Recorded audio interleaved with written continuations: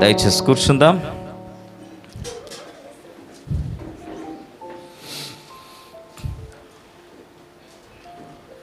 యాకోబును గురించినటువంటి విషయాల్ని 3వ వారం, వాస్తవానికి ఇది 4వ వారం, కానీ మధ్యలో సహవాసం అనేటువంటి ఒక అంశాన్ని మనం మాట్లాడుకున్నాం. కాబట్టి యాకోబు సబ్జెక్ట్ స్టార్ట్ చేసుకున్నాక సెకండ్ వీక్ సహవాసం అనేటువంటి ఒక సబ్జెక్ట్ మనం మాట్లాడుకున్నాం. కాబట్టి ఇది 4వ వారం అయినప్పటికీ సబ్జెక్ట్లో 3వ వారం అవుతుంది. సో మనం వెళ్దాం. ఆదికాండము 28వ అధ్యాయము 10వ వచనము నుండి నేను చదువున్నాను.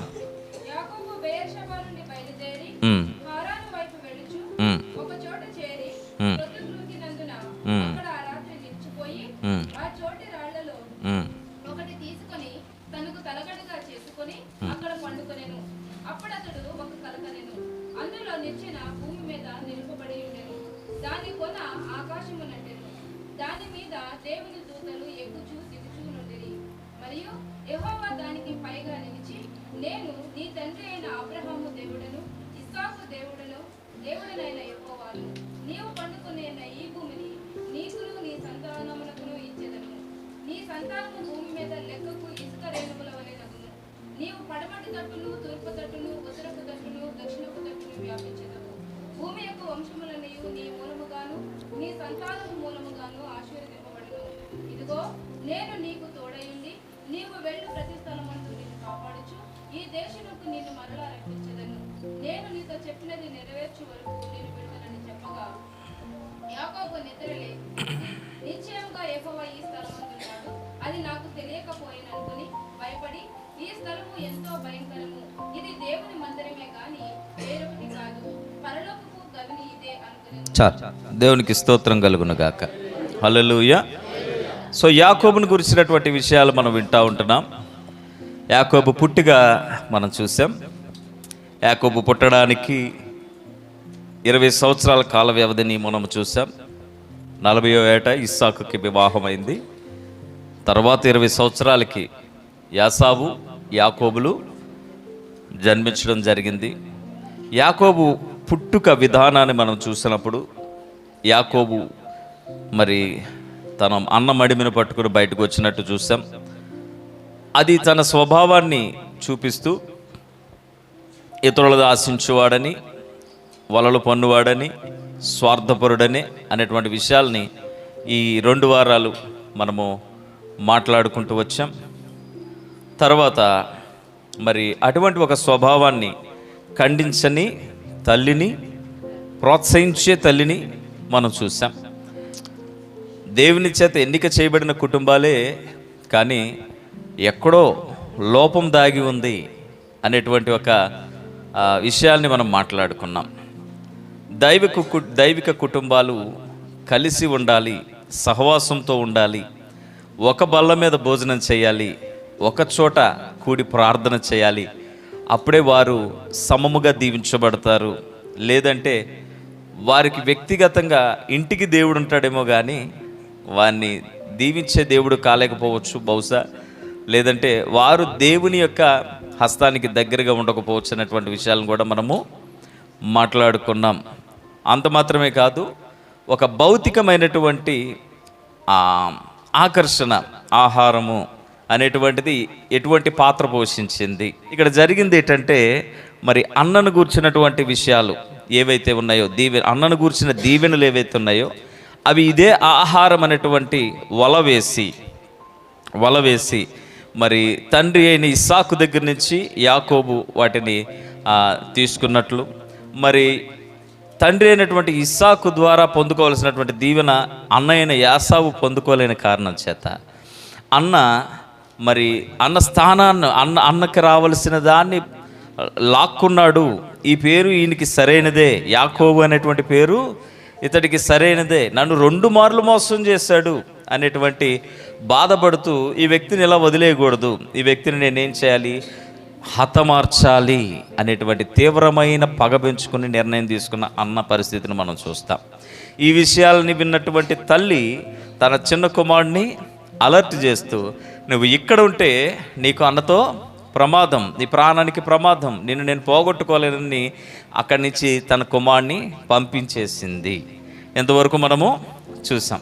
ఈరోజు మనం ఏం చూస్తున్నాం అంటే ఆ యొక్క యాకోబు ప్రయాణాన్ని మనం చూస్తూ ఉంటున్నాం. సో మీకు బ్రీఫ్గా అర్థమైంది అనుకుంటాను. యాకోబు ప్రయాణాన్ని మనం చూస్తూ ఉంటున్నాం. గమనించండి, మనం ఏం చెప్పుకుంటున్నాము అంటే ఏదో ఒక పిట్ట కథ చెప్పుకోవట్లేదు.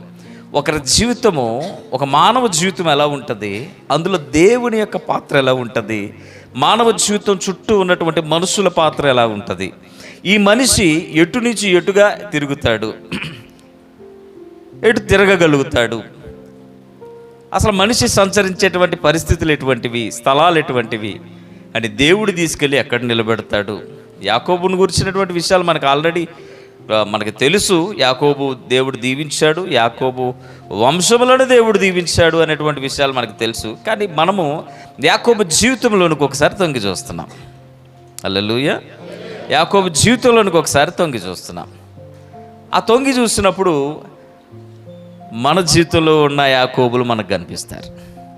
అవునా కదా? యాకోబు జీవితంలో ఎందుకు తొంగి చూస్తామంటే మన జీవితంలో దాక్కుని ఉన్నటువంటి యాకోబులు, అనగా ఇతరులది ఆశించే యాకోబు, అనగా కుయుక్తి వలలు పన్ని ఇతరులని మోసగించే యాకోబు, అనగా మనము బాగుంటే చాలు, స్వార్థప్రియులమైపోతే చాలు అనేటువంటి యాకోబులు మన లోపల ఉన్నారు. అది అక్రమమైనా పర్వాలేదు, అది నాకు వస్తే చాలు అనుకునేటువంటి యాకోబులు ఉన్నారు. అంత మాత్రమే కాదు, ఇది నీ జీవితంలోకి ఎలా వచ్చింది అని ఒకవేళ ప్రశ్నిస్తే యాకోబు అంటాడు, నీ దేవుడైన యెహోవాయే ఇది నా ముందుకి రప్పించను అన్నట్లు మన జీవితంలోకి వస్తున్నటువంటి అక్రమ సంపాదన విషయంలో కానీ, అక్రమమైనటువంటి ప్రతి లాభాలు, అక్రమ మార్గాలు, వీటన్నిటిని కూడా వాక్యమును అడ్డుపెట్టుకుని మన జీవితంలో ఉన్నటువంటి యాకోబులు ఎలా ప్రవర్తిస్తున్నారు, వీటన్నిటి కూడా మనము కూలంకషంగా చూస్తున్నాం. మనం లోనికి వెళ్ళి చూస్తున్నాం. హల్లెలూయా. లోనికి వెళ్ళి చూస్తున్నాం. దేవుని బిడ్డలమైనటువంటి మనము లోనికి వెళ్ళి మనము మన క్యారెక్టర్స్ని మనము చూసుకోకపోతే ఇంకా క్లీన్ చేయబడని ప్లేసెస్ మన లోపల ఉండిపోతాయి. దావీదు అంటాడు, హిస్సోపుతో నన్ను గడుగు, హిమము కంటే తెల్లగా నేను మారునట్లు నన్ను శుద్ధి చేయి నాయనా. ఎందుకంటే నేను నా తల్లి గర్భములో నుండి నేను పిండముగా నేను రూపింపబడి బయటికి వచ్చినప్పుడు నేను పాపముతో పుట్టినవాడును. నేను పాపముతోనే నా తల్లి నన్ను గర్భం ధరించింది, పాపములోనే నా తల్లి నన్ను కన్నది, నేను పాపములో పెరిగిన వాడును. ఈ దినము నేను నీ యొద్దకు వచ్చాను, నన్ను నువ్వు శుద్ధి చేయి, నన్ను హిస్సోపు కుంచెతో నువ్వు నన్ను కడుగు. సో నా ఇల్లు ఎంత శుభ్రంగా ఉండాలి, నా గదులు, నా వస్త్రాలు ఎంత శుభ్రంగా ఉండాలి, అది నేను ఎంత కన్సర్న్ తోటి, ఎంత కాన్సన్ట్రేటివ్గా నేను దాన్ని ఫోకస్ చేస్తూ నేను శుద్ధి చేసుకుంటున్నాను. ఇంటికి అవసరమైన పెయింట్ కానీ, నా బెడ్షీట్ కలర్ కానీ, ఎనీథింగ్ నేను చాలా చాలా గ్రాండ్గా థింక్ చేస్తున్నాను, చాలా క్లీన్గా ఉండాలనుకుంటున్నాను. అదే స్థాయిలో నీ లోపల క్లీన్ అవ్వాల్సినటువంటి విషయాలను కూడా నువ్వు చూసుకుని క్లీన్ చేసుకోవాలి అనేటువంటి పిలుపు క్రైస్తవునికి, సంఘానికి దేవుడు ఇస్తున్నాడు. కాబట్టి ఈ క్యారెక్టర్స్ని మనం తీసుకుని మనం మాట్లాడుకుంటున్నాం. ఉట్టిగా ఒక కథ చెప్పుకోవడానికి క్యారెక్టర్ని మనం తీయట్లేదు. యాకోబు గారిని అనేంత పెద్దోళం కాదు మనం, కానీ యాకోబు గారి జీవితంలో అయినా, ఇస్సాకు గారి జీవితంలో అయినా, అబ్రహాం గారి జీవితంలో అయినా దాగున్న ఒక లోపాన్ని దేవుడు ఎలా సరి చేస్తాడు, తనకు అవసరమైనటువంటి రీతిలో వ్యక్తుల్ని ఎలాగ మోల్డ్ చేసుకుంటాడు, దైవికమైనటువంటి ప్రణాళికలోనికి విననొల్లని ప్రజల్ని ఎలాగా రాబట్టుకుంటాడు అనేటువంటి విషయాలు మనం చూస్తూ ఉంటున్నాం. ప్రతి ఒక్క వ్యక్తికి దేవుని యొక్క ప్రణాళిక ఉంది. ప్రణాళికలో పుట్టాడు కదా అని కని వదిలేయకూడదు. మనము right parenting and wrong parenting కోసం లాస్ట్ వీక్ మనం మాట్లాడుకున్నాం. ప్రార్థన చేయగా నాకు ఒక బిడ్డనిచ్చాడు, గర్భఫలము యెహోవా ఇచ్చు బహుమానం. ప్రార్థన చేయ దేవుడే ఇచ్చాడు. ఇప్పుడు ఏం చేద్దాం? దేవుడే ఇచ్చిందని విచ్చలవిడిగా విడిచిపెడదామా? దేవుడిచ్చిన దాన్ని జాగ్రత్తగా కాపాడుకునేటువంటి పని చేపట్టాలి. ముఖ్యంగా దేవుడిచ్చిన దాన్ని ఎక్కువగా జాగ్రత్తగా కాపాడుకోవాలి. ఎందుకంటే అది చాలా శ్రేష్టమైన బహుమానం. కాబట్టి దొంగ కన్నము వేసి దోచుకోవడానికి ఆ బహుమానాన్ని ఎప్పటికప్పుడు వలపన్నుతా ఉంటాడు. దేవుడిచ్చిన బహుమానాన్ని నువ్వు విచ్చలవిడిగా విడిచిపెట్టేస్తే ఎలా ఉంటుంది? దేవుడు వాగ్దానం చేసి ఇచ్చాడు కదా, ఎక్కడికి పోతాడులే, అంత తిరిగినా మళ్ళీ తీసుకొచ్చి పెట్టుకుంటాడు. లేదండి, దేవుడిచ్చిన దాన్ని భద్రముగా కాపాడి దేవుని ఎదుటికి తీసుకురావాలి. హన్నావలే తల్లి ఎంత గొప్ప ప్రార్థన చేస్తుందండి. నువ్వు నా నింద తొలగించు, నువ్వు నాకు ఒక మగబిడ్డని నేను మరలా తీసుకొచ్చి నీ ఎదుట పెడతానంటది. మనము కూడా గర్భఫలాలు రాకమునుపు గర్భాల కొరకు అలాగే ప్రార్థనలు చేయించుకుంటాం, అలాగే ప్రార్థనలు చేస్తాం. దైవజనులమైన మేము అంటాం, అమ్మ మీ గర్భం మీద చేయి పెట్టుకుని ప్రార్థన చేసుకోండి, చాలా విశ్వాసంగా దేవుడు సహాయం చేస్తాడు. నేనైతే భర్తలకు కూడా చెప్తాను, ఎందుకంటే తన భార్య గర్భాన్ని తాకగలిగేటువంటి అధికారం భర్తకు ఉన్నది కాబట్టి నేను అయితే భర్తలు కూడా చెప్తాను, నీ భార్య గర్భాన్ని తాకి ప్రార్థన చేయి, నీ ప్రార్థన చాలా బలమైందంట. ఇంత ప్రార్థనాపూర్వకంగా మనము గర్భాన్ని తెచ్చుకొని గర్భఫలాన్ని తెచ్చుకొని ఆ ఫలము మనకి బాహ్యంగా బయటకు వచ్చిన తర్వాత వచ్చిన దాన్ని నీ డ్రీమ్స్లో పెంచడం, లేదంటే ఆ ఫలము ఎదుగుతూ తనకి కోరిన కోరికల్ని నువ్వు తీరుస్తూ వెళ్ళిపోవడము మంచి పద్ధతి కాదు. ఎందుకంటే అది ఒక ప్రణాళికలో పుట్టింది. ప్రతి దానికి కూడా మనం ట్రైనింగ్ ఇస్తే అది లెవెల్ అవుతుంది. మీరు చూస్తున్నటువంటి వీడియోస్లో యూట్యూబ్స్లోనే చాలా లెసన్స్ ఉన్నాయి, అవి మనము అబ్జర్వ్ చేయట్లేదు.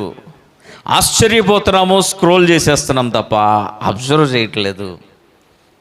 ఇటీవల ఒక వీడియో చూశాను. ఆ వీడియోలో ఒక ఆ పార్క్ని క్లీన్ చేసేటువంటి ఒక లేడీ వస్తే అక్కడ ఉన్నటువంటి సింహాలు తన తల్లి దగ్గరికి వచ్చినటువంటి సంతోషాన్ని వ్యక్తపరుస్తూ వచ్చి ఆమెను కౌగిలించుకుంటున్నాయి. సింహాలు అవి పసిగందులుగా ఉన్నప్పటి నుంచి వాళ్ళని ప్రేమతో పెంచి ఎలాగా వాటికి మోటివేట్ చేయాలో, ఏం చెప్పాలో, ఏం నేర్పించాలో చెప్పింది. కాబట్టి ఒక నార్మల్ పర్సన్, ఒక స్వీపరు, లేదంటే ఆ టైంకి, లేదంటే అక్కడేదో పని చేసేటువంటి ఒక ఆవిడ రాగానే మా అమ్మ వచ్చింది అన్నట్టు ఒక 4 సింహపు పిల్లలు వచ్చి ఆమె కోసం అల్లాడిపోతున్నాయి. సింహాలు, మనము క్రూర మృగాలు అనబడుతున్నటువంటి సింహాలు ఈరోజు మనుషులను చూసి కౌగిలించుకోవడానికి ఇష్టపడుతున్నాయి. ట్రైనింగ్.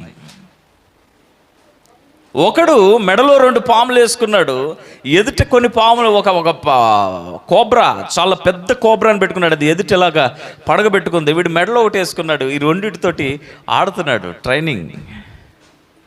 మనం చిన్న నలుసుని చూసినా చంపేస్తాం, కుట్టేస్తుందేమో అని. ట్రైనింగ్. నువ్వు సెట్ చేస్తే పాయిజన్తో ఉన్నటువంటి ప్రాణులు కూడా నీకు లోబడుతున్నాయి. ప్రాబ్లం ఏంటి? నీవు కాన్సన్ట్రేట్ చేయట్లేదు, నువ్వు ప్యాంపరింగ్ చేస్తున్నావు తప్ప నువ్వు రైట్ పేరెంటివ్ కాలేకపోతున్నావు. నీ ప్యాంపరింగ్ ఏం చేస్తుందంటే, మా నాన్న మంచోడు, మా అమ్మ మంచిదన్న గాడికే తీసుకొస్తుంది.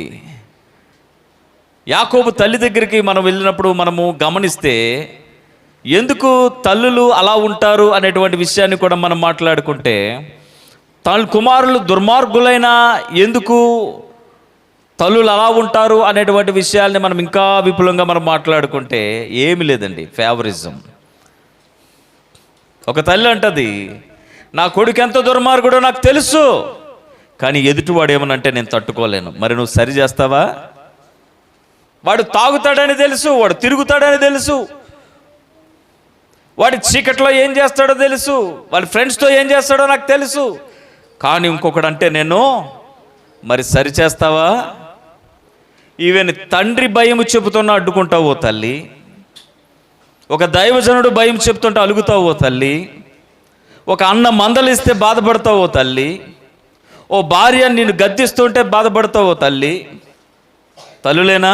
తండ్రులు లేరా? సో ప్రాబ్లమ్ని మనము చూడడము, అక్కడ క్లీనింగ్ ప్రాసెస్ మనం స్టార్ట్ చేయడం చాలా ఇంపార్టెంట్. కొన్నిసార్లు మనల్ని మనం క్లీన్ చేసుకోలేనటువంటి పరిస్థితులు మనకు ఉంటాయి. ఎందుకంటే మనం అప్పటికే అందులో బాగా ఇమిడిపోయి ఉన్నాం, చాలా దూరం వెళ్ళిపోయాం. అటువంటి పరిస్థితుల్లో దావీదు తనను తాను గుర్తించినప్పుడు దావీదు ఇలా అంటున్నాడు, నేను నా తల్లి గర్భంలో నుండే పాపంతో వచ్చానయ్యా బయటికి. నువ్వు నన్ను హిస్సోపు కొంచెతో నన్ను శుద్ధి చేయి, రుద్ది రుద్ది రుద్ది రుద్ది నాలో ఉన్నటువంటి పాపాన్ని బయటికి తీసేయి. హిమము కంటే తెల్లగా మార్చగలిగే శక్తి నీ ఒక్కడికే ఉందయ్యా, అందుకే నీ ఎదుటికి వచ్చి నేను లొంగిపోతున్నాను. ఇటువంటి ఒక రిపెంటెన్స్ నీ కుమారుడికి వస్తే దేవునికి స్తోత్రం, రాకపోతే ఓ తల్లి బాధ్యత నీదే, ఓ తండ్రి బాధ్యత నీదే. ఈ రెండు మన లైఫ్లో తీసుకురాగలిగేటువంటి ఒక మెయిన్ ఆ మూమెంట్స్ ఏంటంటే, రెండు ప్రాముఖ్యమైనటువంటి మూమెంట్స్ ఏంటంటే, కలిసి భోజనం చేయడం, కలిసి ప్రార్థన చేయడం. చెప్పండి, కలిసి భోజనం చేయడం. ఎవరు మీకు చిన్నపిల్లలు ఉంటే ఇప్పటి నుంచే ఆ పని ప్రారంభించండి. ఒక టైం వచ్చేటప్పటికి చూడండి మీ ఫ్యామిలీ ఎలా ఉంటుందో. ఎదిగిపోయి ఇప్పుడు మాట వినకపోయిన పిల్లలు ఉంటే నేనేం చెప్పలేను, ఎందుకంటే వారు చేసే శబ్దాలు తల్లిదండ్రుల మీద చాలా ఘోరంగా ఉంటాయి. ఆ శబ్దాలు వినలేక కానీ అంటారు. కానీ చిన్న పిల్లలను కలిగినటువంటి తల్లిదండ్రులకు నేను ఇచ్చే సలహా ఏంటంటే, ఇప్పటి నుంచే మీరు ప్రయత్నం చేసి చూడండి, అది అవలంబించి చూడండి. కలిసి కూర్చోవడం, వాళ్ళు ఎక్కడికి వెళ్ళినా, ఫ్రెండ్స్తో తిరిగినా, ఎక్కడున్నా కానీ, లేదు నేను మా మమ్మీ డాడీ నా కోసం ఎదురు చూస్తారు బల్ల దగ్గర, మా మమ్మీ నా కోసం ఎదురు చూస్తారు పడుకునే టైంలో. కొంతమంది మనం పడుకున్నాక వచ్చి డోర్లు కొడతారు, అది రైట్ పేరెంటింగ్ కాదు. వాడు ఒక టైంకి ఇంటికి వచ్చేసేయాలి. వాడు ఎవరితోన్నా ఎక్కడున్నా కానీ ఒక టైంకి ఇంటికి వచ్చేసేయాలి. ఒక టైంకి ఇంటికి వచ్చి తల్లిదండ్రులతో కలిసి కూర్చొని భోజనం చేయాలి. ప్రార్థనా కాలంలో కలిసి కూర్చొని ప్రార్థన చేయాలి. చేయగలమా పని? మనం చేయలేమంటారా? చెయ్యగలము. పాము మనిషి మాట విన్నప్పుడు, సింహము మనిషిని వచ్చి కౌగిలించుకుంటున్నప్పుడు, తొండముతో ఇలా తీపి అలా ఇసిరేయగలిగినటువంటి ఏనుగు కూడా మనిషి ఒడిలో పడుకోవాలి అని ఆలోచన కలిగేటువంటి ఈ దినాల్లో పులులు సైతము, ప్రతి ప్రాణి సైతము, ఒక సాలీడు సైతము మాట వింటే. ఈ మధ్యకాలంలో ఇంకొక వీడియో చూశాను, వాడికి ఎక్కడో రోడ్డు మీద దొరికిందట చిన్న ఉడత పిల్ల, తీసుకుని వచ్చి ఒక గూట్లో పెట్టాడు. రేపు బింటూ అని పిలిస్తే వస్తాడు, వాడికి ఇష్టమైన ఫుడ్ ఇవ్వగానే తీసుకుని పోతాడు, మళ్ళీ అక్కడి నుంచి వస్తాడు, నాకేమన్నా ఇస్తావా అని. ఇంత జరుగుతున్నటువంటి కాలంలో నీ మాటలు స్పష్టంగా అర్థమయ్యే కుమారుడేగా, నీ భావం చక్కగా అర్థం చేసుకోగలిగే కుమార్తెగా, ఎందుకు నువ్వు సరి చేయలేవు? రైట్, మనం ముందుకు వెళ్దాం. యాకోబు తల్లి మాట విని ఏం చేయడం ప్రారంభించాడు? అన్న నుంచి తప్పించుకొని పారిపోవడము ప్రారంభించాడు. అదే మనము చూస్తున్నాం. యాకోబు బేర్షెబా నుండి బయలుదేరి హారాను వైపు వెళ్ళుచు ఒక చోట చేరి ప్రొద్దుగుంకినందున అక్కడ రాత్రి నిలిచిపోయి ఆ చోటి రాళ్లలో ఒకటి తీసుకొని తనకు తలగడగా చేసుకొని అక్కడ పండుకొనెను. సో యాకోబు జీవితము ప్రయాణమవుతుంది. ఎటుగా ప్రయాణమవుతుంది? మామైనటువంటి లాభాను ఇంటికి హారాను వైపుగా వెళ్ళిపోతున్నాడు. బేర్షెబా నుండి హారాను వైపుగా ప్రయాణమై వెళ్ళిపోతూ ఉంటున్నాడు. 12వ వచనం, అప్పుడు అతడు ఒక కలగనెను, అందులో ఒక నిచ్చెన భూమి మీద నిలబడి ఉండెను, దాని కొన ఆకాశమునంటెను, దాని మీద దేవుని దూతలు ఎక్కుచూ దిగుచూ నుండిరి. యెహోవా దానికి పైగా నిలిచి, నేను నీ తండ్రి అయిన అబ్రాహాము దేవుడను ఇస్సాకు దేవుడనైన యెహోవాను, నీవు పండుకొని ఉన్న ఈ భూమిని నీకును నీ సంతానములకు ఇచ్చేదను. అంటే దీని అర్థం ఏంటంటే, ఇప్పుడు ఇక్కడ మనం గమనిస్తే మార్గ మధ్యలో కళ ద్వారా దేవుడు యాకోబును దర్శించడం. అంటే ఇప్పుడు ఇప్పుడు ఈ నెక్స్ట్ చాప్టర్లో ఏం కనిపిస్తుందంటే, ఇప్పుడు దాకా మనుషులతో ముచ్చటైంది యాకోబుకి, ఇప్పుడు దేవుడు మాట్లాడడం ప్రారంభిస్తున్నాడు యాకోబుతోటి. దేవుడు వ్యక్తిగతంగా మాట్లాడడానికి ఇష్టపడుతున్నాడు. హల్లెలూయా.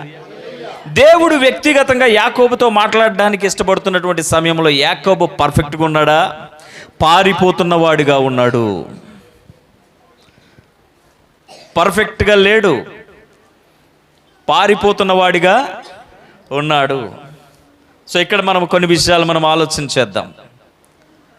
దేవుడు ఎవరితో మాట్లాడతాడండి? బాగా ప్రార్థన చేసేవాడితోటే మాట్లాడతాడా? ఎప్పుడు ఆరాధన చేసేవాడితోటే మాట్లాడతాడా? ఎప్పుడు బైబిల్ చదివేవాడితోటే మాట్లాడతాడా? ఈ గృహంలో ఒక మంచి అలవాటు ఉంది. ఎవరి దగ్గర ఉంది అది? ఇస్సాకు దగ్గర ఉంది. ఏముందో తెలుసా? ప్రార్థన చేసే అలవాటు ఉంది. చెప్పండి, ప్రార్థన చేసే అలవాటు ఉంది. ఇప్పుడు మనం కొత్త కోణాన్ని చూద్దాం. ఇప్పుడు దాకా చూసిన కోణం వేరు, ఇప్పుడు కొత్త కోణం వేరు. ఒకవేళ నీ కుమారుడు నీ కుమార్తె పారిపోయేటువంటి పరిస్థితుల్లో ఉంటే, పారిపోతున్న వాడిని పట్టుకోగలిగేటువంటి ఒకడు రాబోతున్నాడు. ఆ ఒక్కడిని ప్రేరేపించేది ఎవరో తెలుసా? ఓ తల్లి తండ్రి నీ ప్రార్థన. ఓ చేయమని పరిచయం చేసుకుంటున్నాడు దేవుడు. అద్భుతంగా ఉంటుంది. చూడండి, నేను అబ్రహాము దేవుడను, నేను నీ తండ్రి అయినటువంటి ఇస్సాకుకి కూడా దేవుడను. రాబోతున్నటువంటి దినములలో యాకోబు, నేను నీకు దేవుడిగా ఉండబోతున్నాను. హల్లెలూయా. దేవునికి స్తోత్రం కలుగును గాక. దేవుడు మాట్లాడే దేవుడు. ఆమేన్. ఎలా మాట్లాడుతున్నాడంటే చూడండి, ఇస్సాకు దేవుడిగా ఉండగలిగాడు కాబట్టి యాకోబు దాకా కూడా ఆ దైవత్వం పాస్ అవుతూ వస్తుంది. ఓ తల్లి, ఓ తండ్రి, నీ కుమారుడు త్రోవ తప్పిపోయి ఉండొచ్చు, వారిని నువ్వు సరిచేసే పరిస్థితిలో లేకపోవచ్చు, లేదంటే అప్పుడు దాకా సమ్ గైడెన్స్ ఏదో రాంగ్ అయి ఉండొచ్చు. కానీ నువ్వు ఎక్కడో చేస్తున్నటువంటి, నీ కుటుంబంలో ఎక్కడి నుంచో వెళ్తున్నటువంటి ఒక ప్రార్థన అనేటువంటి ధూపము అది పనిచేయడం ప్రారంభిస్తుంది. అందుకోసమే ప్రతి తల్లి ప్రతి తండ్రి ప్రార్థన చేయాలి తమ పిల్లల కొరకు. మీ ప్రార్థనే దేవుడు మీ పిల్లలతో మాట్లాడేటట్టు చేస్తుంది. నువ్వేం చేయలేకపోతున్నావా?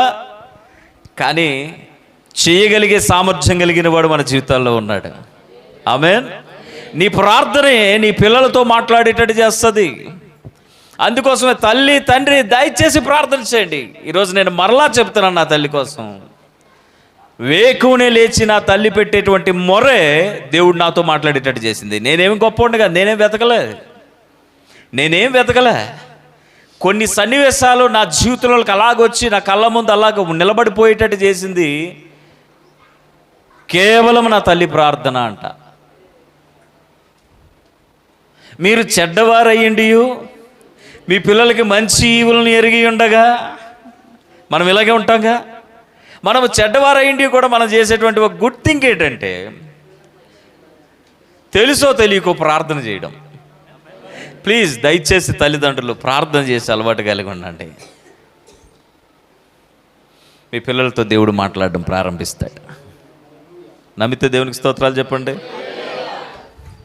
మీ పిల్లలతో దేవుడు మాట్లాడతాడు. కొన్ని సన్నివేశాలు మనము చూసి చెప్పలేనంత ఏజ్ ఉంటుంది వాళ్ళకి, చెప్పలేనంత సౌండ్ ఉంటుంది వారి నోళ్ళు. అప్పుడు మీరేం చేయాలి తెలుసా?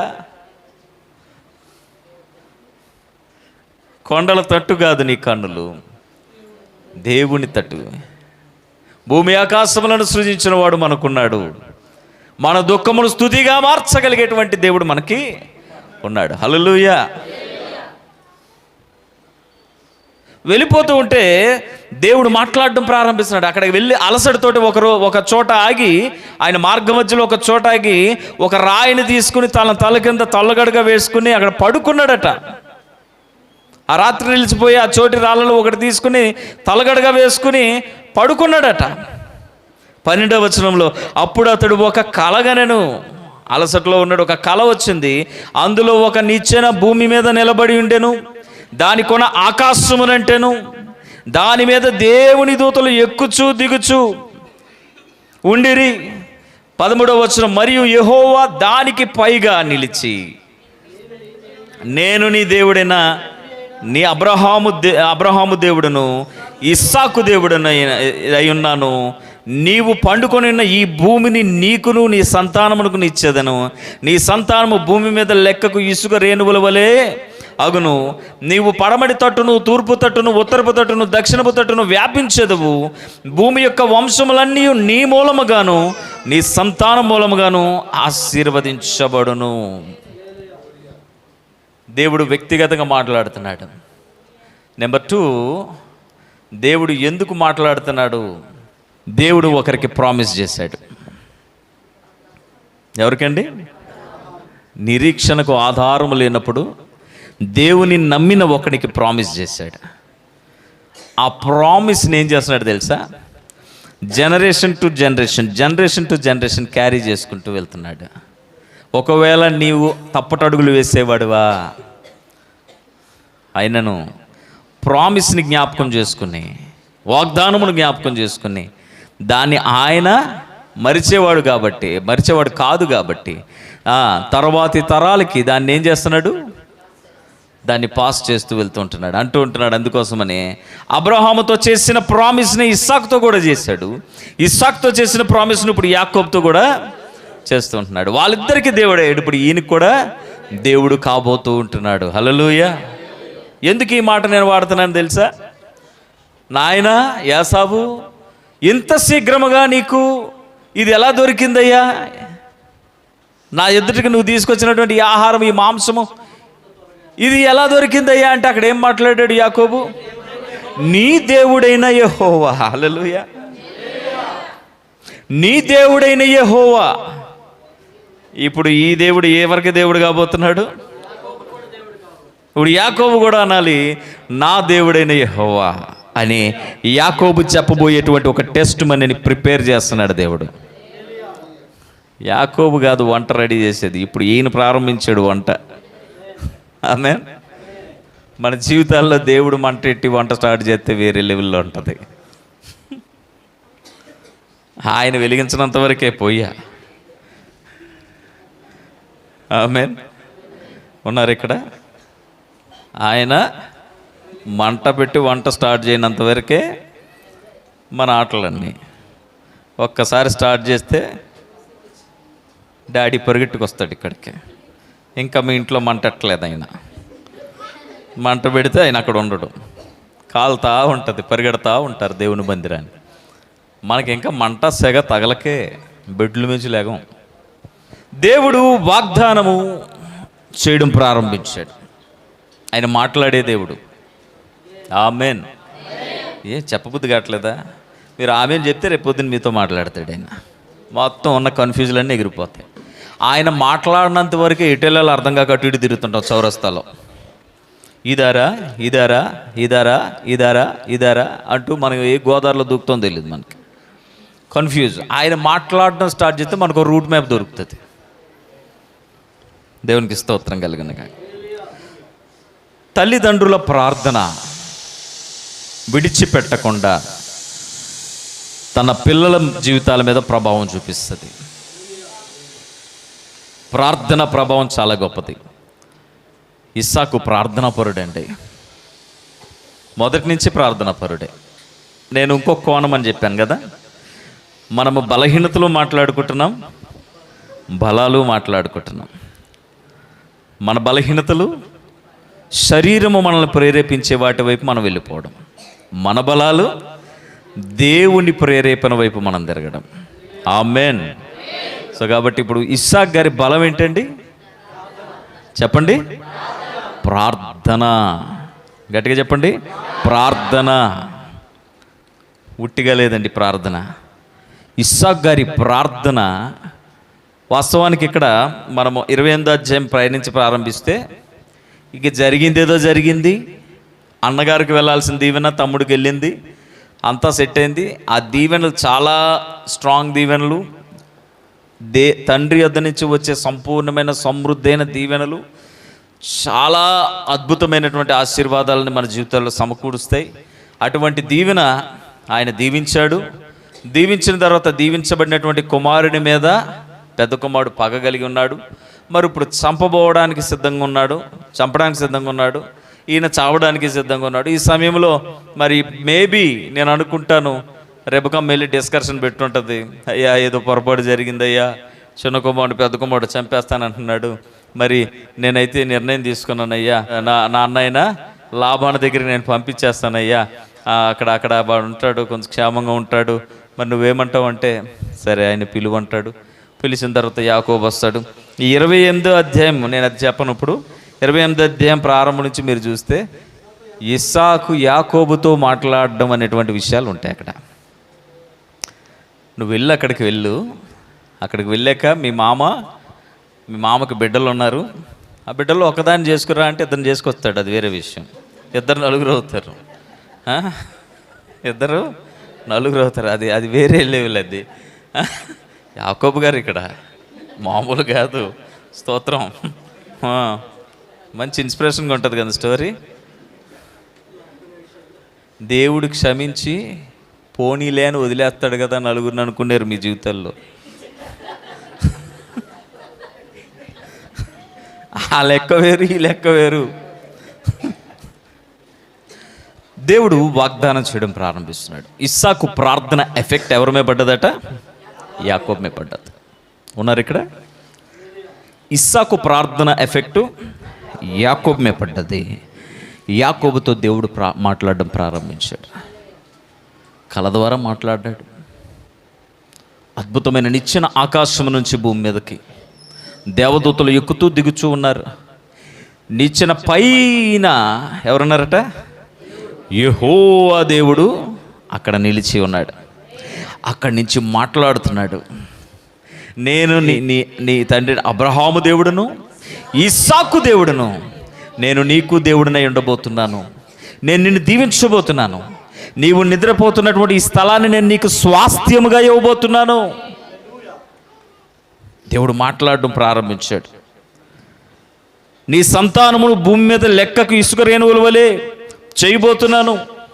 నీవు పడమటి తట్టును, తూర్పు తట్టును, ఉత్తరపు తట్టును, దక్షిణపు తట్టును, 4 వైపులా కూడా నీవు వ్యాప్తి చెందుతావు. అభివృద్ధి, ఎక్స్పాండ్ అవుతుంది నీ బ్లెస్సింగ్. ఏ పొజిషన్లో మాట్లాడుతున్నాడు? పారిపోతున్నటువంటి పరిస్థితుల్లో మాట్లాడుతున్నాడు. దీనికి కారణం తండ్రి ప్రార్థన. భూమి యొక్క వంశములన్నీ నీ మూలముగాను, నీ సంతానము మూలముగాను ఆశించు. దేవుని వాగ్దానం. 15వ వచనం, ఇదిగో నేను నీకు తోడయ్యుండి నీ వెళ్ళు ప్రతి స్థలమందు నిన్ను కాపాడుచు ఈ దేశమునకు నిన్ను మరలా రప్పించేదను. నేను నీతో చెప్పినది నెరవేర్చు వరకు. దేవునికి స్తోత్రం. అది దేవుడు అంటే. నేను నీతో చెప్పినది నెరవేర్చు వరకు నిన్ను నేను విడువను. ఇప్పుడు యాకోబు ఎలా ఆలోచన చేస్తాడు? ఎంత చక్కగా మాట్లాడాడు దేవుడు. ఎలా మాట్లాడాడండి? ఏ పరిస్థితిలో మాట్లాడాడండి? యాకోబు బుద్ధి మారిందా? లోపల ప్రాణభయం వచ్చిందంతే. యాకోబు మోసం పోయిందా? లోపల ప్రాణభయం వచ్చిందంతే. ఏమన్నా మార్పు చెందిందా? ఆ సమయంలో దేవుడు మాట్లాడుతున్నాడు. దేవుడు ఎందుకు మాట్లాడుతున్నాడు తెలుసా? ఒకటి. రెండోది, దేవుడు ఎందుకు మాట్లాడుతున్నాడు అంటే మనిషి సరి కావాలి. ఇదిగో నీ పక్షముగా నా ప్రణాళిక ఇలా ఉంది. నీ రూట్స్ చేంజ్ చేసుకుంటావా? ఉన్నారు ఇక్కడ? నీ రూట్స్ చేంజ్ చేసుకుంటావా? నీ పక్షముగా ఇక్కడ కూర్చున్న దేవుని బిడ్డలారా, మన పక్షముగా దేవుని ప్రణాళికలు చాలా గొప్పవి. కానీ మన రూట్స్ చాలా డేంజరస్ రూట్స్. మన థాట్స్ చాలా డేంజరస్. హల్లెలూయా. దయచేసి వినండి, ఆసక్తిగా వినండి. లైట్ తీసుకుంటే ఏం చేయలేం. దేవుని మాటను లైట్ తీసుకుంటే ఏం చేయలేం. కోల్పోనవచ్చు. ఇశ్రాయేలుకి మొదటి రాజు అయినటువంటి సౌల్ని ఎవరు ఎన్నిక చేశారండి? దేవుడు కాదా? మరి రాజు పరిస్థితి కోల్పోయి తన మరణం కూడా ఒక దారుణమైనటువంటి మరణాన్ని ఎలా చవి చూశాడండి? తనకు తాను ఆ దేవుని యొక్క కృపను కోల్పోవడం కాదా? కృపను పొందడం వరకేనా? కోల్పోలేమా? మనము లోబడ్డం వస్తే, మనము దేవుని ఎదుట సాష్టాంగపడ్డం వస్తే, దేవుని ఎదుట ఆయన మాట వినడం మనకు వస్తే, మన పక్షముగా దేవుడు కలిగినటువంటి ప్రతి ప్రణాళికను మనం నెరవేర్పులోనికి మనం చూస్తాం. మనం వాటిని కోల్పోనవచ్చు, మనం వాటిని పొందుకోనవచ్చు. దేవుడు నువ్వు పొందుకోవాలని నీతో మాట్లాడుతున్నాడు. వాక్యము నువ్వు పొందుకోవాలని దేవుడు నీతో మాట్లాడతాడు. నిన్ను నష్టపరచాలని దేవుడి ఉద్దేశం కాదు. నష్టపోయేటువంటి మార్గాల్లో నువ్వు వెళుతూ ఉంటున్నావు. ఆయన నిన్ను నష్టపరచడానికి పిలవలేదు, ఆయన నిన్ను కష్టపడడానికి పిలవలేదు. కష్టము నష్టము అది నీ త్రోవల ఫలం, నీ ఆలోచన ఫలమే తప్ప దేవునికి ఎంత మాత్రము కూడా సంబంధం లేనిది. ఆయన నేను నీ జీవితంలో ఏమై ఉండబోతున్నానని చెప్పాడు. యాకోబు ఆలోచనలు చూద్దామా? 20వ వచనం. అప్పుడు యాకోబు, నేను తిరిగి నా తండ్రి ఇంటికి క్షేమముగా వచ్చినట్లు దేవుడు నాకు తోడయుండి నేను వెళ్ళుచున్న ఈ మార్గంలో నన్ను కాపాడి, ఏం కావాలట? తినుటకు ఆహారమును, ధరించుటకు వస్త్రములను నాకు దయచేసిన యెడల యెహోవా నాకు దేవుడయ్యుండును. అప్పుడు దాకా దేవుడు గాడు నాకు. మనం ఈ కోణంలో ఎప్పుడు ఆలోచన చేయంగా. యాకోబు గారు ఏం చెప్తే అదే కరెక్ట్. ఈయన ఇంకా యాకోబుగానే ఉన్నాడు, కరెక్ట్గా ఏమి లేవు. అది ఆలోచన చేయాలి మనం. కరెక్ట్ అవ్వబోతున్నాడు ఇంకా ముందు కాలంలో. ఎప్పుడో తెలుసా? 20 సంవత్సరాల తర్వాత, 20 years తర్వాత కరెక్ట్ అవ్వబోతున్నాడు. ఈ 20 yearsలో ఉన్నటువంటి యాకోబుని మనం చూస్తున్నాం. తొందరపడకూడదు అప్పుడే మనం. యాకోబు గారు ఆలోచన చేసే విధానం చూడండి. ఏమేమి కావాలట వీరికి? నా తండ్రి ఇంటికి నేను క్షేమంగా వచ్చినట్లు మళ్ళీ నేను రావాలి, దేవుడు నాకు తోడై ఉండాలి, నేను వెలుచున్న మార్గంలో నన్ను కాపాడాలి, తినుటకు ఆహారము, ధరించుకున్నట్టుకు వస్త్రం నాకు దయచేసి యెడల అప్పుడు యెహోవా నాకు దేవుడు అవుతాడు. ఇప్పుడే గాడు నాకు దేవుడు. మీకు కూడా అయ్యి ఉండకపోవచ్చు దేవుడు. ఇంకా బల్ల దగ్గర ఎవరెవరు ఉండాలట? ప్రార్థన దగ్గర ఎవరెవరు ఉండాలి? హల్లెలూయా. నేను ఆశీర్వదించబడాలంటే కుటుంబముగా ప్రార్థన చేయాలి. ఆశీర్వదించబడాలంటే కుటుంబముగా గట్టిగా ప్రార్థన అనే సౌండ్ గట్టిగా రావాలి. ప్రార్థన, భోజనం కూడా చేయాలి. భోజనం అంటే fellowship, physical fellowship, spiritual fellowship. Prayer also fellowship, food also fellowship. Food అనేటువంటిది ఫిజికల్ ఫెలోషిప్, ప్రేయర్ అనేది స్పిరిచువల్ ఫెలోషిప్. ఈ 2 ప్లేసెస్లో ఫ్యామిలీ గ్రో కావాలి. అర్థమవుతుందా? ఈ 2 స్థలాల్లో ఫ్యామిలీ ఏం కావాలి? ఉన్నదా ఆశ మీకు? ఎంతమందికి ఉంది ఆశ? ఈ 2 ప్లేసెస్లో నేను, నా భార్య, నా కుమారుడు, నా కుమార్తె, నా పిల్లలు ఒలీవుల మొక్కల వల్లే నా బల్ల చుట్టూ ఉండాలి. మంచిది. యాకోబు ఆలోచన చూడండి. మరియు స్తంభముగా నేను నిలిపిన ఈ రాయి దేవుని మందిరమగును. ఎప్పుడట? ఆయన దేవుడయ్యాక. ఎప్పుడట? ఆయన ఎప్పుడు దేవుడవుతాడు? వస్త్రం ఇచ్చి, ఆహారం ఇచ్చి, దారిలో సంరక్షణ ఇచ్చి, తిరిగి ఇంటికి తీసుకొస్తే అప్పుడు దేవుడు అవుతాడట. అప్పుడు నేను నిలబెట్టిన ఈ రాయి అప్పుడు ఏమవుతుందట? ఈ రాయి దేవుని మందిరమగును. సరే, ముందేం చెప్పాడు? కలరాగానే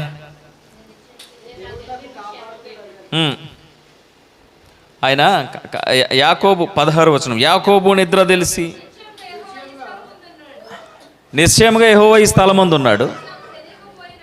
ఉన్నారు ఇక్కడ? నిశ్చయముగా యెహోవా ఈ స్థలమందు ఉన్నాడు. అది నాకు తెలియపోయిందే. ఈ స్థలం చాలా భయంకరం. ఎవరు చెప్తున్నారు ఈ మాటలు? ఏది? ఈ 20వ వచనంలో చెప్పిన మనిషి పైన చెప్తున్నాడు. నిశ్చయముగా ఈ స్థలమందు దేవుడున్నాడు. ఇది దేవుని మందిరమే కానీ కాదు, ఇదే అని చెప్పినోడే మళ్ళీ అంటున్నాడు. ఇప్పుడు నాకు వస్త్రం ఇస్తే, ఇప్పుడు నాకు ఆహారం ఇస్తే, నా మార్గంలో సంరక్షణ ఇస్తే, తండ్రి ఇంటికి నన్ను క్షేమంగా నడిపిస్తే అప్పుడు నేను నిలబెట్టినటువంటి ఈ రాయి మందిరం అవుతుంది. అప్పుడైనా నాకు దేవుడు అవుతాడా? అప్పుడైనా నాకు ఉన్నారు ఇక్కడ? హల్లెలూయా. నన్ను చూడండి. అప్పుడు ఆయన నాకు దేవుడు అవుతాడు. అంటే ఒకసారి ఇంకేమంటున్నాడు చూడండి, మరియు నీవు నాకు ఇచ్చు యావత్తులో 10వ వంతు నిశ్చయముగా. అంటే దేవుడేమో యాకోబుతో ఒక టైప్ రిలేషన్ పెట్టుకోవడానికి దేవుడు దిగొచ్చాడు. ఎటువంటి రిలేషన్ తెలుసా?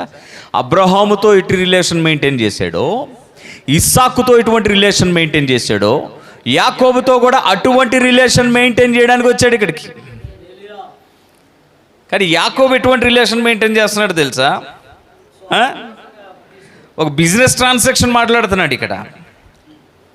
యాకోబు రిలేషన్షిప్ దేవునితో ఎలా ఉందట? Business transaction. చాలామంది దేవుని సన్నిధికి వచ్చి దేవుడు ఈ పని చేస్తే, ఫస్ట్ మనం ఒక విషయాన్ని మాట్లాడుకున్నాం, స్తుతిని గురించినటువంటి విషయాన్ని మాట్లాడు. స్తుతి ఎప్పుడు చేస్తాం తెలుసా? నీ లోపల సంతోషం ఉన్నప్పుడు. సంతోషం ఎప్పుడు ఉంటుంది తెలుసా?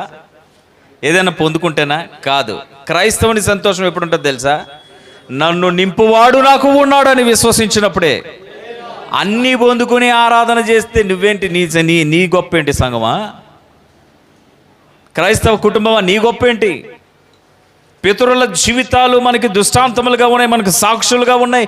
ఇంకను నీ విశ్వాసం బలపడకపోతే, ఇంకను నీ దుఃఖము సంతోషంగా మారకపోతే, ఇంకను నీ లోపల విశ్వాసము రెట్టింపోయి దేవునికి అది స్తుతిగా మారకపోతే ఏం ప్రయోజనం? ఒక సామాన్యమైనటువంటి మానవుడు మాట్లాడుతున్నట్టే యాకోబు మాట్లాడుతున్నాడు. అంతకుముందు ఎమోషనల్గా మాట్లాడాడు. ఏమని? ఇది దేవుని మందిరమే తప్ప ఇది మరొకటి కాదు. చాలాసార్లు మనం ఇలా వాగ్దానాలు చేసేస్తాం కదా. ఏదైనా వాక్యం తాకంగానే ఆ రోజు భాగంగానే ఇది చేసేయాలి దేవుని కొరకు అలా ఇలా. చూడండి, అంటే చాలాసార్లు దేవుణ్ణి అండర్ ఎస్టిమేట్ చేయడం మనకు అర్థం లేదు. దేవుడు మనకి ఎలా వాడబడతాడు అనేది మనం ఒక లైన్ గీయడం. అదా అండి నీ దేవుడు నీ జీవితంలో? యాకోబు ట్రాన్సాక్షన్ చేస్తూ ఉన్నాడు, బిజినెస్ ట్రాన్సాక్షన్ మాట్లాడుతున్నాడు. నువ్వు ఇది చేస్తే చేస్తా. దేవుడు మానవునితో అటువంటి సంబంధం కలిగి ఉండడం. ఈ ట్రాన్సాక్షన్స్ వద్దు. ఏదైనా ఒకటి నీ హృదయాన్ని నువ్వు ఇవ్వడం ప్రారంభిస్తే నువ్వు అన్నీ ఇవ్వగలుగుతావు. ఫస్ట్ నీ హృదయాన్ని ఇవ్వలేనప్పుడు నువ్వు బిగబట్టే మనస్సు కలిగి ఉంటావు. వాక్యాన్ని పాటించడం ఇదంతా వాక్యాన్ని పాటించడం. అబ్రహాము గారు మొదట టైత్ ఇచ్చాడు. సంగతి తెలుసా మీకు? అబ్రహాము ఆరంభించిన కట్టడి ఇస్సాకు చేశాడు. మళ్ళీ ఏంటి ఈ కండిషన్స్ అప్లై ఏంటి అంటే, నిద్రకలతో ఒక వాగ్దానం, నిద్రలు చేసేక ఒక వాగ్దానమా? నిద్రకలతో ఒక ఒప్పందం, నిద్రలు చేసేక ఒక ఒప్పందమా? మన ఆత్మీయ జీవితం ఇలాగే ఉందా? ఇక్కడ కూర్చున్న మన ఆత్మీయ జీవితాలు ఇలాగే ఉన్నాయేమో ఒకసారి మనం చూసుకుందాం. మైండ్ సెట్ చేంజ్ కావాలి. దేవుని కృప, దేవుని వాగ్దానం, దేవుని ప్రణాళిక మన మీద ఉంది. అది దేవుడు వాక్యం ద్వారా ప్రతి వారం నీతో మాట్లాడుతుంటే నువ్వు వింటలా. అప్పటికి నువ్వేం కావాలంటావు? క్రిస్మస్కి బట్టలు ఇస్తావా? ఆవిడెవరో మహాతల్లి ప్రార్థన చేస్తే అర్ధరాత్రి ఫుల్ నెట్ ఇచ్చాడట, ఇంటర్నెట్ ఇచ్చాడట. ఎంత గొప్ప దేవుడండి అంటుంది. ఇంకో పాస్టర్ గారి ప్రశ్న, అర్ధరాత్రి ఇంటర్నెట్ ఎందుకమ్మా నీకు? అర్ధరాత్రి నీకు కావాల్సింది ఏంటి? చల్లగా గాలి, పడుకోవడానికి మంచం, కప్పుకోవడానికి దుప్పటి కదా, ఉండడానికి ఆశ్రయం కదా. ఇంటర్నెట్ ఎందుకు నీకు? ఈ మహాతల్లి అంటే గ్రోధించి ప్రార్థన చేస్తే అన్లిమిటెడ్ ఇంటర్నెట్ వచ్చిందట. 12 దాటితే ఎవరికైనా వస్తుంది పిచ్చిమొహమా. ఈవిడి లేచి సాక్ష్యం చెప్తుంటే అవతల వాళ్ళు చప్పట్లు కొడితే ఇటువంటి పిచ్చి జనాల మధ్య మనం ఉంటాం. ఏం కావాలట మనకి? ఇసుక రేణువుల వలె నిన్ను ఆశీర్వదిస్తానంటే బట్టలు ఇస్తావా? అన్నం పెడతావా? డబ్బులు ఇస్తావా? ఇంతే.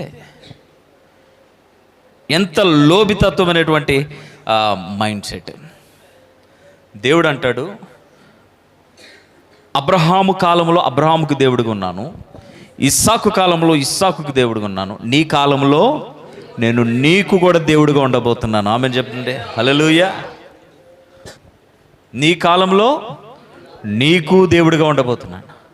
రేపొద్దున నీ కుమారుని కాలంలో వారికి దేవుడిగా ఉండబోతున్నాను. ఎందుకంటే ఆయన ఆల్ఫా, ఆయన ఓమేగా అయినటువంటి వాడు. నిన్న నేడు నిరంతరము ఏకరౌతిగా ఉండేటువంటి వాడు. ఆయన వాగ్దానం చేసి మాట తప్పేవాడు కాడు. వాగ్దానము నెరవేరు వరకు నిన్ను విడువను ఎడబాయును అని చెప్పినటువంటి మహనీయుడు. అంత గొప్ప దేవుడు డైరెక్ట్గా వచ్చి మాట్లాడుతుంటే, కొంతమంది నాతో అన్నారు, ఒకరోజు ఒక కల వచ్చిందండి, కూర్చుంటుంటారు. ఒక సహోదరి ఒక రోజు చెప్పిందట, ఆవిడ ఎప్పుడు ఏమనుకోకండి, కొంచెం అలంకరించుకొని తిరగడానికి ఇష్టపడే మనిషి. ఆవిడకి వచ్చిన కల ఏటట, అందులో ఆవిడ మొత్తం తెల్లచీర కట్టుకొని దేవుని సన్నిధిలో కూర్చొని ఆరాధన చేస్తున్నట్టు వచ్చిందట కల. ఇది వచ్చి 10 సంవత్సరాలు అవుతున్నట్టుకుంది అన్నా, అంతేనా? అంటే మా ఇద్దరికీ తెలుసు ఆ స్టోరీ, అందుకని అటు అడుగుతున్నాను నేను. ఓ 10 years పైన అయిపోయి ఉంటుంది ఈ కల వచ్చి. ఈ రోజుకి ఆవిడ తెల్లచీర కట్టుకుని మందిరానికి రాలా. ఇప్పుడు తెల్లచీర పోని పక్కన పెట్టు, పోనీ మందిరానికి వచ్చి ప్రార్థన చేసిన మొహమా అంటే అబ్బే, ఉన్నారా ఇక్కడ? హల్లెలూయా. దేవుడు కళల ద్వారా మాట్లాడతాడు. నేను బాప్టిజం తీసుకోవడానికి దేవుడు నాతో కళ ద్వారా మాట్లాడాడు, మీకు చాలాసార్లు చెప్పా. అది అక్కడ కూర్చున్నటువంటి మా చిన్నమ్మ, మేము ఎక్కువ సార్లు మా కళల విషయంలో మేము ఎక్కువ సార్లు మాట్లాడుకున్న మా వ్యక్తులు మా ఇద్దరం. మేము రక్త సంబంధికులుగా కలుస్తామో లేదో పక్కన పెడితే, వాక్య సంబంధికులుగా మేము మొట్టమొదటి నుంచి మా ఫ్యామిలీలో ఇదిగో నాకున్నటువంటి ఏకైక రిలేషన్ కళల ద్వారా దేవుడు మాతో మాట్లాడాడు. వాళ్ళ ఇంట్లో హైదరాబాద్కి వచ్చినటువంటి కొత్తలో, నేను సెకండ్ టైం హైదరాబాద్ వచ్చిన కొత్తలో మా బాబాయ్ వాళ్ళ ఇంట్లో అక్కడ ఉన్నప్పుడు అక్కడ మాట్లాడేటువంటి వాడు దేవుడు నాతోటి, చాలా అలర్ట్ చేసేటువంటి వాడు. ఈరోజు సేవా జీవితంలోనికి వచ్చి ఇక్కడ కూర్చున్నానంటే కళల ప్రేరేపణే. కళల ద్వారా దేవుడు మాట్లాడి లింక్ చేసి తీసుకొచ్చాడండి, ఒట్టిగా తీసుకురాలేదు. ఇది నా ఎక్స్పీరియన్స్, ఇది ఎవరికి అర్థం కాదు. ఇది నాకు దేవుడు చూపించినటువంటి కొన్ని విషయాలని ఆయన అటు లీడ్ చేసుకుంటూ వచ్చాడు. ఆయన నేను పర్ఫెక్ట్ అంటే లేదు, నాలో కూడా యాకోబు ఉన్నాడు. కానీ ఆ యాకోబును విడిచిపెట్టను దేవుడు ఈ యాకోబును కూడా విడిచిపెట్టట్లేదు. నిన్ను విడువను ఎడవాడను, నేను నీతో చెప్పిన విషయములన్నీ నీ జీవితంలో నెరవేరు వరకు నేను నిన్ను ఏం చెప్తున్నాడు? అడగండి, దేవా నన్ను దర్శించండి, నన్ను అడగండి. నువ్వు అడిగితే దర్శిస్తాడు. ఆయన మాట్లాడతాడండి నీతోటి, వాక్యం ద్వారా మాట్లాడతాడు. ఈరోజు ఈ పూట మాట్లాడతాడు నీతోటి, వినడానికి నువ్వు సిద్ధంగా ఉంటే. నీ జీవితంలో ఆయన ఏమై ఉండబోతున్నాడో మాట్లాడతాడు. ఒక అబ్రహాముకు మాత్రమే కాదు ఆ వాగ్దానం, విశ్వసించు ప్రతివానికి ఆ వాగ్దానం అంటాడు. హల్లెలూయా. విశ్వసించు ప్రతివానికి ఆ వాగ్దానం. జక్కయ్య కోసం మనం ఏం మాట్లాడుకుంటాం? జక్కయ్య కోసం ఏం పాపి అయినటువంటి జక్కయ్య, లోబి అయినటువంటి జక్కయ్య, ఊరంతా కూడా చెడ్డ చూపు చూస్తున్న జక్కయ్య, మంచి సాక్ష్యం లేని జక్కయ్య, ధనాపేక్ష కలిగిన జక్కయ్య. యేసు ప్రభు వచ్చాడు, విశ్వసించు వానికి వాగ్దానం ఏంటో తెలుసా? అబ్రాహాము కుమారుడు అయిపోయాడు. ఇతడును అబ్రాహాము కుమారుడే అంటాడు. ఎందుకోసమో తెలుసా? యేసయ్య ఎప్పుడైతే ఆయన ఇంటికి వచ్చాడో దాపెట్టుకున్నటువంటి ఆయన ఇతరుల దగ్గర అన్యాయంగా తీసుకున్నాడు. నాకు వద్దు, నాకు నువ్వు చాలు అన్నాడు. ఇమ్మీడియట్గా అక్కడ ఒక స్టాంప్ పడ్డది. ఏంటో తెలుసా? ఇతడును ఇస్సాకేనా అబ్రాహాము కుమారుడు, యాకోబేనా అబ్రాహాము కుమారుడు, యాకోబుకు పుట్టిన 12 మంది సంతతైన అబ్రాహాము కుమారులు, ఈరోజు యెరూషలేములో ఉన్నటువంటి వారైన అబ్రాహాము కుమారులు. విశ్వసించు ప్రతి వానికి అబ్రాహాము తండ్రి అవుతాడు. అబ్రాహాము దేవుడు మనందరికీ దేవుడు అవుతాడు. హల్లెలూయా. చూడడం రావాలి దేవుణ్ణి, రిసీవ్ చేసుకోవడం రావాలి దేవుని మాట, లోతుకు వెళ్ళే ఆలోచన చేయడం రావాలి మనకి. అటువంటి ఒక ఆలోచన మన జీవితంలో రాకపోతే మనం దేవుని యొక్క మేలును అనుభవించలేం. దేవుడి పేరు చెప్పుకుంటాం, పాటల్లో ఉంటాం, మాటల్లో ఉంటాం, ఫంక్షన్స్లో ఉంటాం, అన్నిటిలో ఉంటాం. పర్సనల్గా దేవునితో ఏ అటాచ్మెంట్ మనకి లేదు. ఒక్కసారి దేవునితోటి పర్సనల్గా కలిసి చూడండి, నార్మల్ పీపుల్గా ఉండరు మీరు. నీ మాట అప్పుడు నార్మల్గా ఉండదు, నువ్వు ఎవరికి అర్థం కావు. అప్పుడు ఒక్క దేవుడికి అర్థమవుతావు, దైవికంగా ఉన్న ప్రతి వ్యక్తికి అర్థమవుతావు. నార్మల్ పర్సన్కి నువ్వు అర్థం కావు. వెర్రివాడిలా, పిచ్చివాడిలాగా, ఏంటిడు ఓ పెద్ద భక్తుడట, అబ్బా ఈడేనా, అలా ఉంటుంది కథ అంతా. నీ బంధువే నిన్ను అలా అనొచ్చు, నీ అన్నే నిన్ను అలా అనొచ్చు, నీ భార్య నిన్ను అలా అనొచ్చు, నీ బిడ్డలు అలా అనొచ్చు. అర్థం కావట్లే వాళ్ళకి. మరి ఎవరికి అర్థమవుతున్నాండి? నీలాంటి వారికి నువ్వు అర్థమవుతావు. దేవునికి స్తోత్రం. దేవుని బిడ్డలకు నువ్వు అర్థమవుతావు. దైవికమైన భాష ఎవరికి అర్థమవుతుంది? దైవికమైన స్పర్శను గుర్తుపట్టగలిగేటువంటి వాడికి దేవుని భావము, దేవుని మాట అర్థమవుతుంది. నేను చెప్పేది అది. మీలోనే కొందరు నాతో కొన్ని విషయాలు డిస్కషన్ చేస్తారు. డిస్కషన్ చేసేటోళ్ళకి తెలుసు ఆ సంగతి. కొంతమంది కొన్ని విషయాలు డిస్కషన్ చేస్తారు. నేను వినలేదు అనుకున్నటువంటి వ్యక్తులు మీ ఇళ్ళ దగ్గర కూర్చున్నప్పుడు మీరు కొన్ని విషయాలు మీరు నాతో చెప్తున్నప్పుడు అనిపిస్తుంది, ఎస్ వీళ్ళు విన్నారైతే దేవునికి స్తోత్రం అనిపిస్తుంది. మీరు కొన్నిసార్లు ఇక్కడ నిలబడి సాక్ష్యం చెప్తున్నప్పుడు అనిపిస్తూ ఉంటుంది. కొంతమంది స్పందించరు, కొంతమంది స్పందిస్తారు. నాకు అనిపిస్తుంది ఓకే, దైవిక స్పర్శలోనే ఉన్నారు వీళ్ళు. ఎవరికి అర్థమవుతుంది తెలుసా దేవుని మాట? దైవిక స్పర్శను గుర్తుపట్టగలిగే వాళ్ళకి మాత్రమే అర్థమవుతుంది దేవుని మాట. ఒకవేళ ఆ స్పర్శను గుర్తుపట్టనిది నా తల్లి అయినా నేను అర్థం గాను, నా భార్య అయినా నేను అర్థం గాను, నా బిడ్డలైనా నేను అర్థం గాను, నా తండ్రి అయినా నేను అర్థం గాను, ఇంకెవరైనా నేను అర్థం గాను. కానీ ఒకవేళ వీళ్ళ మధ్య దైవికమైన స్పర్శ వీళ్ళ లోపల అది గనక ఉంటే, దేవుని స్వరమును గుర్తుపట్టగలిగేటువంటి ఒక స్వభావము గనక వీళ్ళ లోపల ఉంటే, దేవునికి స్తోత్రం, దేవుడు మాట్లాడే విషయాలు అర్థమవుతూ ఉంటాయి. మాట్లాడతాడండి దేవుడు, మాట్లాడే దేవుడు. దేవుడు తన జీవితంలో ఏమై ఉండబోతున్నాడో మాట్లాడుతున్నాడు, ఏమి చేయబోతున్నాడో మాట్లాడుతున్నాడు. ఫైనల్గా ఈరోజు మనం నేర్చుకునే విషయం ఏంటంటే, దేవుడు తాను ఏర్పాటు చేసుకున్న వాడిని విడువడు, ఎడబాయడు. మాట్లాడతాడు ఆయన. నేను దుర్మార్గుడిని అయితే నా తల్లి ప్రార్థన ఈ దుర్మార్గుడితో దేవుడు మాట్లాడేటట్టు చేస్తుంది. ఎంతమందికి అర్థమైంది? నేను దుర్మార్గుడినైనా, నేను అబద్ధికుడినైనా, నేను మోసగాడినైనా, నేను ఇతరులు ఆశించేవాడినైనా, నేను స్వార్థపడినైనా, నేను కుతంత్రమైన ఆలోచనలు గలవాడినైనా, పర్సనల్గా ఒకసారి ఆలోచన చేసుకోండి. నేను ఎప్పుడు గుడ్ అనుకోకుండా మీ బ్యాడ్స్ ఒకసారి ఆలోచన చేసుకోండి, మీ చెడ్డ క్రియలు ఆలోచన చేసుకోండి. మీకు నచ్చుతారా మీరు? నాకైతే నేను అసలు నచ్చను. నా ఎమోషను, నా యొక్క తొందరపాటుతో కూడినట్టు కొన్ని మాటలు నేను మాట్లాడవచ్చు. కానీ తర్వాత నన్ను నేను ఒక్కసారి అలాగా నా పిక్చర్ నేనే నా ముందు వేసుకున్నప్పుడు నాకు అస్సలు నచ్చను నేను. అయినా నా దేవుడు నాతో మాట్లాడి నా పక్షమునున్న ప్రణాళికలు ఆయన తెలియజేస్తున్నాడు వాక్యం ద్వారా. చేంజ్ అవ్వాలి, నేను మారాలి, నేను హల్లెలూయా మారాలి. ఇలా మార్చగలిగేటువంటి వాడు మన దేవుడే అంటున్నాడు. దేవునికి స్తోత్రం కలుగును గాక. సో ఇలా మనం యాకోబుని గురించి ఇలా స్టడీ చేసుకుంటూ మనము ముందుకు, మీకు అర్థమవుతుంది కదండి, అర్థమవుతుంది కదా, లైఫ్ అర్థమవుతుంది కదా. మన లోపల యాకోబులు అర్థమవుతున్నారా? మానకండి, రండి, ప్రతి వారం రండి, ఆదివారాన్ని అలక్ష్యం చేయకండి. ఈరోజు ఏ ప్రోగ్రాం లేదు కాబట్టి వెళ్దాం మందిరం అనుకునేటువంటి లూజ్ మైండ్ మనం దేవుని విషయంలో మనం ఉండకూడదు. ఎన్ని ప్రోగ్రామ్స్ ఉన్నా ఆదివారం దేవుని సమయం, వాక్యం మీ ద్వారా మీతో మాట్లాడుతుంది. దేవుడు మాట్లాడే సమయం. యాకోబుతో దేవుడు మాట్లాడేది ఒక సమయం ఉంది కదా, మీతో మాట్లాడడానికి, మనందరితో మాట్లాడడానికి. మీతో మాట్లాడుతున్నప్పుడు దేవుడు నాతో కూడా మాట్లాడుతున్నాడు. మనందరితో మాట్లాడడానికి ఇది ఒక దినం. కాబట్టి లోపం ఎక్కడో లేదు. దేవుని మాట వినడానికి మనల్ని మనము సమకూర్చుకోకపోవడం, కూర్చోబెట్టుకోకపోవడమే మన లోపం. దేవుని మాట వినడానికి మనం ఎప్పుడైతే కూర్చోబెట్టుకుంటామో, దేవుడు మన జీవితంలో ఏదైతే ప్రణాళిక కలిగి ఉన్నాడో అది చెబుతాడు. దేవుని ప్రణాళిక ఎప్పుడైతే మనకు అర్థమవుతుందో, మనము చౌరస్తాలో నిలబడి కన్ఫ్యూజ్ అవ్వము. మనం క్లియర్గా ఒక రూట్ పట్టుకుని వెళ్ళిపోతుంటాం. ఇంకా మన లైఫ్లో కన్ఫ్యూజులు ఉన్నాయి అంటే మనకు అర్థం ఏంటంటే, దేవుడు మాట్లాడేంత అవకాశం మనం ఇవ్వకపోవడం. ఒకవేళ దేవుడు మాట్లాడుతున్నా కానీ మనము సరిగ్గా అర్థం చేసుకోకుండా దేవుని వస్త్రానికో, ఆహారానికో, ఇంకా దేనికో లింక్ చేసి, స్వస్థతకో దేవునికి లింక్ చేసి, అక్కడ దాకా చాలు, నువ్వు అంతకు మించి నా జీవితంలో దేవుడు గుండా పని నాకు లేదు అని ఒక బార్డర్ క్రియేట్ చేసుకుంటూ దేవునితోటి ఒక డిస్టెన్స్ మెయింటైన్ చేస్తున్నావు. నువ్వు దేవుని బిడ్డవు కాలేవు.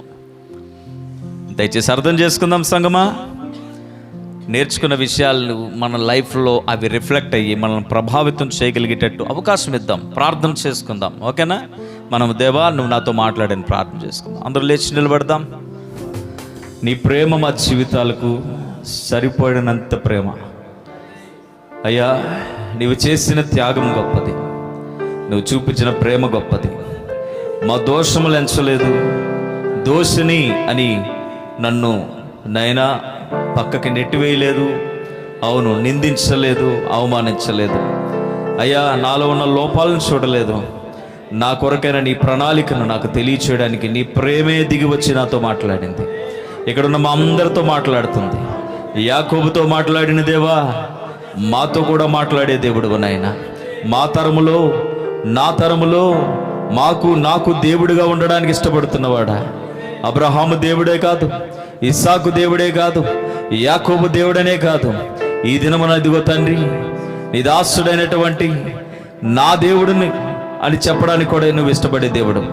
మా అందరికీ దేవుడిగా, మా తరములకు దేవుడిగా, మా తరతరములకు దేవుడిగా ఉండగలిగే దేవా, మరణము లేని దేవా, మరణమును జయించిన దేవా. అయ్యా, మా కొరకు ప్రేమతో మరణాన్ని నీ జీవితంలోకి ఆహ్వానించావు దేవా. మా మరణాన్ని నీ మరణం ద్వారా విరిచి మాకు జీవాన్ని అందించావు. నీకు స్తోత్రం అయ్యా. మా అందరిని దర్శించండి, ఇంకా మమ్మల్ని బలపరచండి, వెనకబడి ఉన్నటువంటి మమ్మల్ని ముందుకు నడిపించండి, ప్రోత్సహించండి. చివరి దినాల్లో అయ్యా, పరిపూర్ణమైన ఆత్మీయులుగా మేము మారాలి. అయ్యా, నీ రాకడ ఎప్పుడో మాకు తెలియదు, మేము సిద్ధంగా ఉండాలి. లోకుల వలె లోకాశలతో మేము ఉండక అయ్యా, మా నేత్రములు ఆకాశము వైపు ఎత్తి పైనున్న వాటిని అనగా ఇదిగో తండ్రి, నీ చిత్తమును, నీ ప్రణాళికను వెతికేటువంటి వారముగా, నీ కొరకు ఎదురు చూసేటువంటి నాయన వధువు సంఘముగా మేము ఉండాలని పిలుపునిస్తున్నావు దేవా. మమ్మల్ని అందరినీ మీ హస్తాలకు అప్పగిస్తూ నీ కొరకు నైనా సిద్ధపరచుకుని ఏర్పాటు చేసుకున్నటువంటి గుంపుగా ఉండుటకు మీరు మాకు ఇచ్చిన నిబంధన, ఇదిగో నీ బల్ల దగ్గరికి మేము రావాలి, నీ శరీరమును, నీ రక్తమును మేము సేవించాలి. ఎవడైతే ఈ బలలో చేయి పెట్టడం వాడు నా వాడు కాడు అంటున్నావు, ఇంకా చేయి పెట్టని చేతులు ఏవైతే ఉన్నాయో వారందరినీ నీ బల్ల దగ్గరికి నడిపించండి, మీరు ప్రేరేపించండి. మాకిచ్చిన అవకాశం బట్టి స్తుతిస్తూ కృతజ్ఞతావందనాలు తెలియజేసుకుంటూ యేసు నామమున నీ శరీరమును, రక్తమును సేవిస్తున్నాం తండ్రి.